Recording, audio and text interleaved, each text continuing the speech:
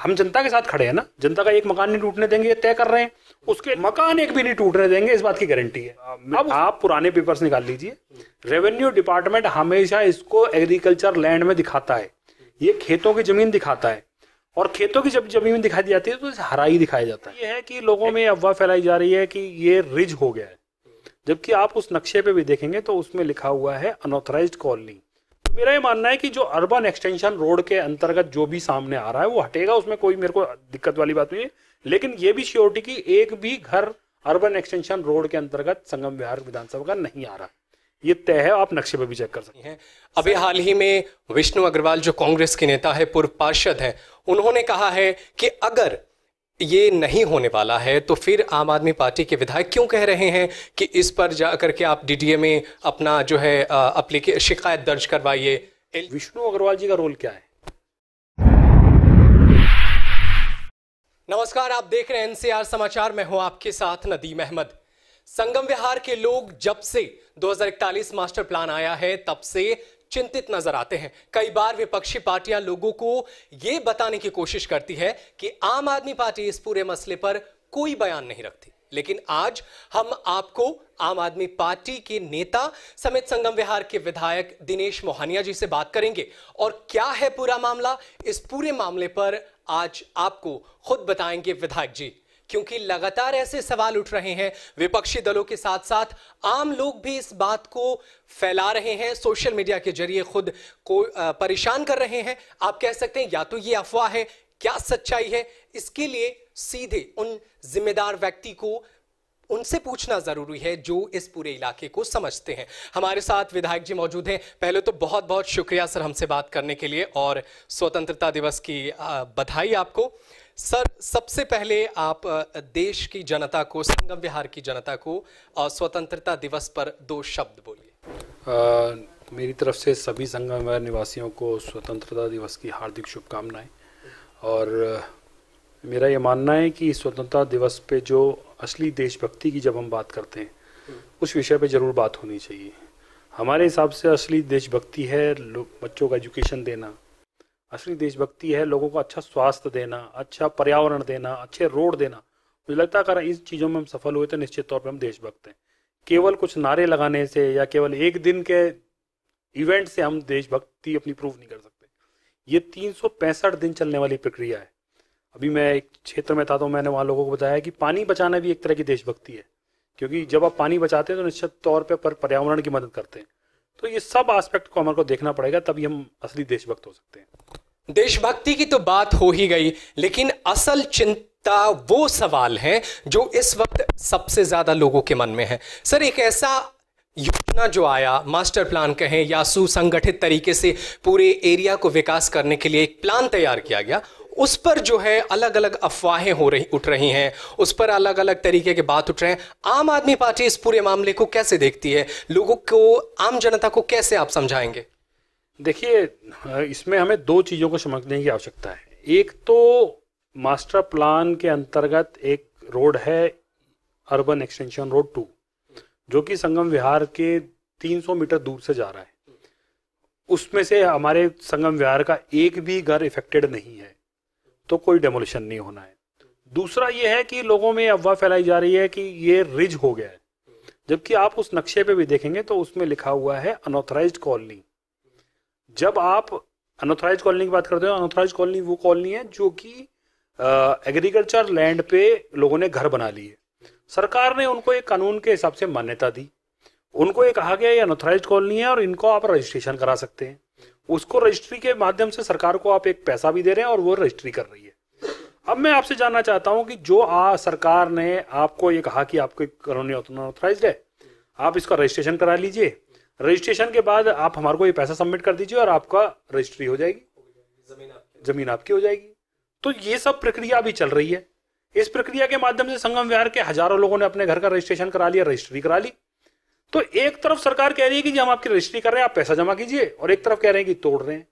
तो ये 2 चीजें कैसे हो सकती हैं? तो मैं यही समझाना चाह रहा हूं कि जब आप नक्शा भी देखेंगे तो उसके ऊपर बिल्कुल क्लियर कट लिखा हुआ है अनऑथराइज्ड कॉलोनी संगम विहार है ये, उसमें आप रजिस्ट्रेशन करा लिए। बहुत अच्छी देखने की प्रक्रिया है कि डीडीए की एक साइट पर जाके आप खुद अपने घर का स्टेटस जान सकते हैं कि ये कौन सा स्टेटस है। तो आप देखेंगे तो उस पर स्टेटस अगर आपको रजिस्ट्री कर रहा है तो इसका मतलब कि आप एलिजिबल हैं रजिस्ट्री कराने के लिए, और जब आप एलिजिबल हैं रजिस्ट्री कराने के लिए तो फिर आपका घर कौन तोड़ सकता है? तो ये आपको समझने की आवश्यकता है। अब लोगों ने क्या है कि एक डर का माहौल बना दिया यहाँ पर। उनसे पूछो जी क्या करना है, कोई जवाब नहीं है। उनसे ये पूछो कि जी अर्बन एक्सटेंशन रोड में जो लोग आ रहे हैं, जो उसकी जद में आ रहे हैं, उनका क्या करना है, कि जी वो बात नहीं करनी, वो देवली छोड़ के यहाँ पर आ गए हैं, वो यहाँ की बात कर रहे हैं। तो मैं उनसे जानना चाहता हूँ कि आपका सॉल्यूशन क्या है? आप एक तरफ रजिस्ट्री करवा रहे हैं, एक तरफ आप ये कहते हैं कि जी मकान टूटेंगे। तो मेरा ये मानना है कि जो अर्बन एक्सटेंशन रोड के अंतर्गत जो भी सामने आ रहा है वो हटेगा, उसमें कोई मेरे को दिक्कत वाली बात नहीं है। लेकिन ये भी श्योरिटी की एक भी घर अर्बन एक्सटेंशन रोड के अंतर्गत संगम विहार विधानसभा का नहीं आ रहा, ये तय है। आप नक्शे पे भी चेक कर सकते हैं। सर, आम आदमी पार्टी सत्ता में है दिल्ली के, लेकिन विपक्ष की पार्टियां जो लगातार सवाल पूछ रही हैं, अभी हाल ही में विष्णु अग्रवाल जो कांग्रेस के नेता है, पूर्व पार्षद हैं, उन्होंने कहा है कि अगर ये नहीं होने वाला है तो फिर आम आदमी पार्टी के विधायक क्यों कह रहे हैं कि इस पर जा करके आप डीडीए में अपना जो है शिकायत दर्ज करवाइए। एलजी से उन्होंने मुलाकात किया। अगर सच्चाई नहीं है तो लोग जानना चाहेंगे ना कि उनको सबमिट करने की जरूरत क्यों है, क्यों वो ऐसी चीजों में पड़े, ऐसी चक्कर में पड़े। नहीं, मेरा ये मानना है कि विष्णु अग्रवाल जी का रोल क्या है। मैंने आपको स्टेटस बता दिया। स्टेटस है कि आप अपनी जमीन का रजिस्ट्रेशन करा सकते हैं, वो कानून के अंतर्गत कराया। कोई मेरे घर की तो रजिस्ट्री है नहीं, रजिस्ट्री तो दिल्ली सरकार का जो डीडीए डिपार्टमेंट है वो कर रहा है, तो उसमें आप रजिस्टर कराइए, इसमें दिक्कत क्या है? अगर आपको ये समझना पड़ेगा कि सरकार एक तौर से आपको कह रही है कि आप इतना पैसा जमा कीजिए और अपने घर की रजिस्ट्री करा के अपना घर पक्का कर लीजिए, तो फिर उसमें समस्या की क्या बात है? आपको कह रहे हैं अनऑथराइज कॉलोनी को एक स्टेटस दिया हुआ है सरकार ने, उस पर कहा हुआ है कि आप अपनी रजिस्ट्री कराएं और अपने मकान को फिक्स करें। जब घर नहीं टूटेगा तो फिर एलजी को चिट्ठी लिखना, फिर डीडीए में मैं ये कह रहा हूं कि आज मेरे पास एक चीज आएगी, मैं उसकी क्लैरिफिकेशन तो लूंगा ना। मैं ये पूछूंगा कि भाई आपने क्या कर दिया, तो वहां से क्लैरिफिकेशन आएगी। अभी जैसे मैंने अब जो कॉलोनीज हमारे संगम विहार की है, उसके लिए मैंने अपने यूडी मिनिस्टर को लेटर लिखा कि आप मेरे को इन कॉलोनी का स्टेटस बताइए। तो भाई वो स्टेटस लिख के देंगे अनऑथराइज कॉलोनी है ये, तो मेरे पास एक पुख्ता सबूत होगा। तो ये पत्राचार से किसी को क्या दिक्कत है? जब हम ये कह रहे हैं कि हम अपने हाथ मजबूत कर रहे हैं, हम जनता के साथ खड़े हैं ना, जनता का एक मकान नहीं टूटने देंगे, ये तय कर रहे हैं। उसके लिए 1 लेटर क्या 10 लेटर लिखने पड़े लिखेंगे, 10 मंत्रियों से लड़ना पड़े लड़ेंगे, डीडीए से लड़ना पड़े लड़ेंगे, उसमें क्या समस्या है? मकान एक भी नहीं टूटने देंगे, इस बात की गारंटी है। अब उसमें लोगों को यह भी दिक्कत है कि आप लेटर क्यों लिख रहे हैं। तो मेरा ये मानना है कि उनका पूरा की पूरा उद्देश्य ये नहीं है कि संगम विहार के मकान कैसे बचे, उनका पूरा उद्देश्य है कि आम आदमी पार्टी को कैसे बदनाम करना है, उनको कैसे डिफेम करना है। अगर इतनी ही चिंता की आवश्यकता तो आप भी लिखिए लेटर, आप भी बोलिए कि जी भाई मकान बचने चाहिए। आपको मकान बचाने की चिंता नहीं है, आपको ये चिंता है कि विधायक क्यों लेटर लिख रहा है, विधायक लोगों के साथ क्यों खड़ा हो रहा है, विधायक क्यों जाके लोगों के साथ खड़ा होकर बोल रहा है कि मकान नहीं टूटने दूंगा। पार्षद उतरे हुए, पार्षद कह रहे हैं जी हम मकान नहीं टूटने देंगे। उनको चिंता हमारी है और हमको चिंता इस प्रदेश की जनता की है, संगम विहार की जनता की है। यही दोनों की आइडियोलॉजी में फर्क है। आइडियोलॉजी में फर्क की बात हो रही है, लेकिन सर सवाल ये है कि डीडीए ने जब ये फैसला किया या डीडीए ने जब इस तरीके के कानून बनाए या इस तरीके का प्लान बनाया, तो आपके पार्टी के भी विधायक उसमें सदस्य हैं। तो इस मैप में जो रिज क्षेत्र दिखाया गया, ऐसा मौका ही क्यों आने दिया गया जिससे विपक्षी पार्टी अफवाह उड़ाए या उनको मौका मिल जाए आपके खिलाफ लोगों को भड़काने की? ये चीजें उसी वक्त नहीं होती तो आपको भी शायद पर्चा बांटने की जरूरत नहीं पड़ती। इस पर आम आदमी पार्टी का क्या जवाब? देखिए, सबसे पहले तो आपको क्लैरिटी कर दूं, आप नक्शा निकालिए, उस नक्शे पे कहीं रिज नहीं लिखा है। आपने नक्शा देखा? हरा किया गया है। देखिए, हरा का मतलब रिज होता है नहीं। आप उसमें देखेंगे जो एग्रीकल्चर लैंड है, ये जैसे जमीन है, मान लीजिए मैं अभी J2B में ब्लॉक में था, वहां पर एक प्लॉट है 2000 गज का, वो ग्राम सभा लैंड है, हम उस पर बारात घर बना रहे हैं। अब ग्राम सभा लैंड को फॉरेस्ट में कौन से कानून से आप कन्वर्ट कर रहे हैं मुझे बता दीजिए। जब सरकार का रेवेन्यू डिपार्टमेंट कह रहा है कि जी ये ग्राम सभा लैंड है, वहां बोर्ड लगा हुआ है ग्राम सभा लैंड है, उसको आप किस कानून के अंतर्गत रिज में डाल रहे हैं? तो रिज नहीं है। पहली बात तो मैं क्लियर कट कर दूं, आप नक्शे में भी देखेंगे तो आपको वहां पर ग्रीनरी जो दिख रही है वो एग्रीकल्चर लैंड के ऊपर है। आप ये बताइए, जो पूरा संगम विहार है, कभी जंगल रहा है, कभी फॉरेस्ट रहा है? नहीं रहा।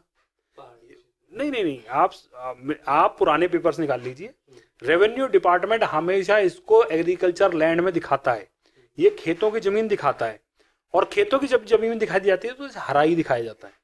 एग्रीकल्चर लैंड पे लोगों ने मालिकाना हक की जमीन लोगों को बेच दी, लोगों ने उस पर मकान बना लिए। ठीक है कि एग्रीकल्चर लैंड पे मकान नहीं बनने चाहिए थे, लेकिन मकान बन गए, उसके बाद सरकार ने एक उनको रिकॉग्निशन दिया कि ये अनऑथराइज्ड कॉलोनीज हैं, लोगों ने मकान बना लिया, अब लोग रह रहे हैं, तो अब इनको हटाया नहीं जा सकता, तो अब इनको हम रजिस्ट्री करा देते हैं, जिससे कि इन लोगों को पूरी तरह से मालिकाना हक मिल जाए। वो प्रक्रिया चल रही है, रजिस्ट्री लोग करा रहे हैं। ऐप के माध्यम से आप हर प्लॉट के छत पे जाके खड़े होकर अपना स्टेटस जान सकते हैं। वो एक ऐप है, वो आपने देखी है। उस ऐप में अगर आप अपने प्लॉट का स्टेटस डालेंगे, मकान का स्टेटस डालेंगे, तो दिखाएगा एबल टू रजिस्टर और नॉट एबल टू रजिस्टर। अगर एबल टू रजिस्टर दिखा रहा है तो आपके मकान को क्यों चिंता की आवश्यकता है? अब दिक्कत यह है कि जिन लोगों को कुछ करना नहीं है, जिनको काम नहीं करना, वो अपने आप माहौल बना रहे हैं कि देखो जी हम बचा लेंगे। जो टूटने वाला ही नहीं है उसको बचा लेंगे। मतलब जो संगम में टूटना ही नहीं है, उन्हें ही पता नहीं टूटना, तो वो जबरदस्ती आके कहते हैं जी हम बचाएंगे। मैं कह रहा हूं जिसको कहा गया कि ये टूटेगा, जो कि अर्बन एक्सटेंशन रोड के जद में जो मकान आ रहे हैं, उनको बचाइए। ठीक है, ये तो अभी पता लगेगी ना कौन बच सकता है कौन नहीं बच सकता। उन मकानों की कोई बात नहीं कर रहा, उनको कह रहे हैं जी आपकी कोई दिक्कत नहीं है, आपका टूटेगा ही, तो उनको बचा लो जो टूटने वाला है। जो नहीं टूटने वाला उनको क्यों बचा रहे हो? बिल्कुल, आपका जवाब तो सही है कि जो नहीं टूटेगा उसको लेकर के अफवाह फैलाई जा रही है। लेकिन सर, एक गंभीर आरोप आप पर भी है। सवाल यह है कि लोग और विपक्ष के नेता कह रहे हैं कि आप तो ईद के चांद हो गए हैं। कहते हैं कि आप संगम विहार में नजर ही नहीं आते हैं। कांग्रेस के तमाम लीडर लोगों को बटोर कर कह रहे हैं कि आप तो संगम विहार में नजर ही नहीं आते, आप ईद के चांद हो गए हैं। इस पर क्या कहेंगे? तो इसमें एक छोटा सा मेरा वो है, दो विषय हैं। एक तो मेरा ये मानना है कि जो दिल्ली में काम की राजनीति शुरू हुई है, स्कूल अच्छे हुए, अस्पताल अच्छे हुए, रोड अच्छा हुआ, बिजली अच्छी, पानी अच्छा, सब कुछ अच्छा हुआ। मैं लोगों से समझना चाह रहा हूँ कि जो यहाँ के बच्चों को स्कूल मिले, क्या वो उत्तराखंड के बच्चों को नहीं मिलने चाहिए? क्या जो अस्पताल अच्छे यहाँ हो रहे हैं उत्तराखंड में अच्छे नहीं होने चाहिए? जो यहाँ रोड अच्छे हो रहे हैं उत्तराखंड में नहीं होने चाहिए? आप कहेंगे निश्चित तौर पर होने चाहिए। आप भी कहेंगे, जनता भी कह रही है, और सबको मालूम है कि काम की राजनीति की शुरुआत जो दिल्ली से हुई है वो पूरे अन्य प्रदेशों में भी जानी चाहिए। एक तो विषय हो गया ये। दूसरा मेरा ये कहना है कि जिन जिन को लोगों को लगता है कि मैं नहीं हूं, इस बार का चुनाव वो इसी बात पे लड़े। उनको चुनौती देता हूं। वो बहुत घूमते हैं ना क्षेत्र में, तो इसी बात पे लड़े कि जी हम पूरे दिन घूम रहे हैं और विधायक जी आते नहीं है, तो इसी बात पे चुनाव हो जाए। जनता मैंडेट दे दे, अगर जनता मेरे से संतुष्ट नहीं होगी तो वोट नहीं देगी, जनता मेरे काम से संतुष्ट होगी तो वोट देगी। इससे बढ़िया पैमाना तो कोई है नहीं। ना इस बात को मीडिया तय कर सकता है, ना मैं तय कर सकता हूं, ना कांग्रेसी मित्र तय कर सकते हैं, ना भाजपा के मित्र तय कर सकते हैं। मेरा यह मानना है कि पूरे लोकतंत्र के परिप्रेक्ष्य में असली जो ताकत है, जो असली मालिक है, वो जनता है, और वो वोट के माध्यम से दिखाती है कि उसका मूड क्या है। तो केवल कांग्रेस के 2 लोग बोल देंगे कि नहीं आते, 2 लोग मेरे विरोधी बोल देंगे नहीं आते, उससे कोई फर्क, मेरी सेहत पे कोई फर्क नहीं पड़ने वाला। मेरा यह मानना है कि जनता को काम चाहिए, काम हो रहा है। पिछले बार विधायक क्या करते थे, शादी में तो आ रहे हैं, मुंडन में भी आएंगे, काम कुछ करना नहीं। तो विधायक क्या मुंडन में आने के लिए तो नहीं बनाया था, काम के लिए बनाया था। तो जब हम काम की बात करते हैं, मैं ये कह रहा हूं मेरे काम पे मुझे भरोसा है, मैं फिर कब चुनाव लूंगा तो कहूंगा काम पे वोट दीजिए मेरे, और लोग देंगे मेरे को प्यार। अभी आप डी ब्लॉक में देखते हैं सैकड़ों की संख्या में लोग थे, लोग प्यार और आशीर्वाद दे रहे। मुझे कांग्रेस की कतई चिंता की बिल्कुल नहीं है, वो जो मर्जी बोल सकते हैं। मेरा ये मानना है कि असली जो फैसला है वो जनता सुनाएगी। असली फैसला तो बेशक जनता करेगी, लेकिन सर, जिस जनता ने आपको भर भर के वोट दिया है, उस जनता को भर भर के पानी नहीं मिलता, उनके पानी के ड्रम खाली रहते हैं। ये शिकायत है क्षेत्र से। पानी को की समस्या क्या आम आदमी पार्टी ने जिस स्तर पर हल करना चाहिए था वो नहीं कर पाई है? ये जहां तक पानी का सवाल है, पहले जितने बोर थे हमारे यहाँ 152 बोर होते थे जब बीजेपी के विधायक थे, आज 222 बोर हैं। ठीक है, सोनिया विहार का पानी 0 था, आज 3 MGD पानी सोनिया विहार का मिल रहा है लोगों को।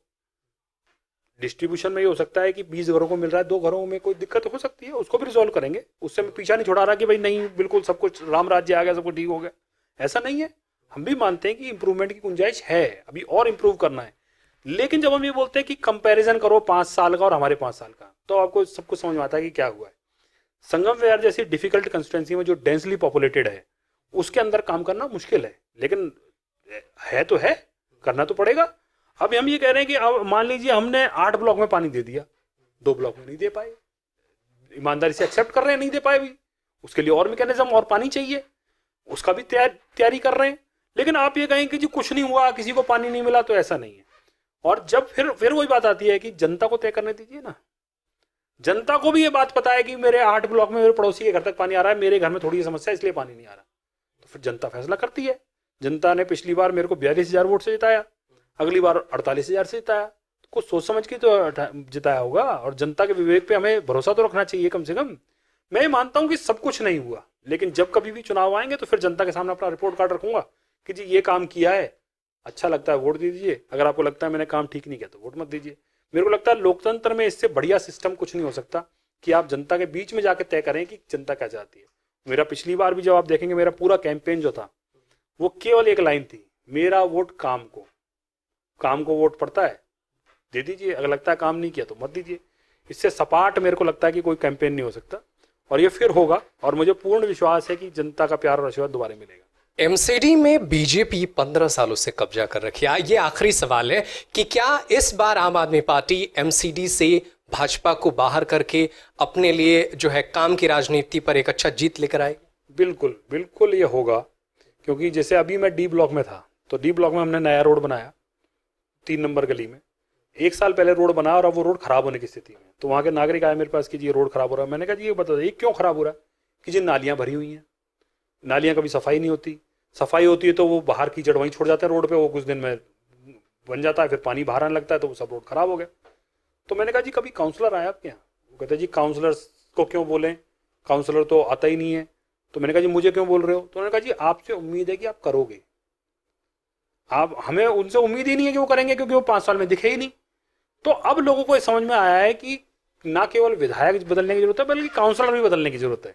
अगर आपको कॉम्प्रिहेंसिव डेवलपमेंट चाहिए तो फिर रोड बने ये तो तय हो साथ साथ, लेकिन उसकी मेंटेनेंस भी हो, ये भी देखना पड़ेगा लोगों को। तो अब लोग ये मन बना रहे हैं कि हम अपने विधायक को तो चुन ही रहे हैं, विधायक तो ठीक काम कर ही रहा है कि रोड बन जाए, लेकिन जो नालियां भर रही हैं उसको भी साफ करने के लिए आदमी चाहिए, उसको जो कूड़ा फैल रहा है उसको भी साफ करने के लिए आदमी चाहिए।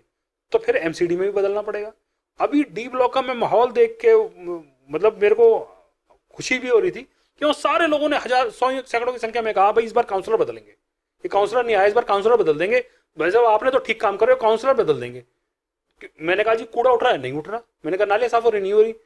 मैंने कहा जी मेरे से मत बोलो, गलती आपने की है, आपने 5 साल पहले जिसको वोट दिया उससे पूछो। तो अब लोग मन बना रहे हैं कि जैसा काम विधायक के तौर पे यहाँ हुआ है ऐसा काम काउंसलर के तौर पे भी हो, और लोगों ने मुझे लगता है मन बना लिया है, उसका असर आपको चुनाव में दिखेगा। बहुत बहुत शुक्रिया सर हमसे बात करने के लिए। तो ये है विधायक जी जिन्होंने लगातार तमाम सवालों के जवाब दिए, और क्षेत्र की समस्याएं एक साथ तो खत्म नहीं की जा सकती, लेकिन उन्होंने कहा कि वो बेहतर काम किए हैं और आगे के चुनाव काम पर होंगे। क्या है आपके सवाल?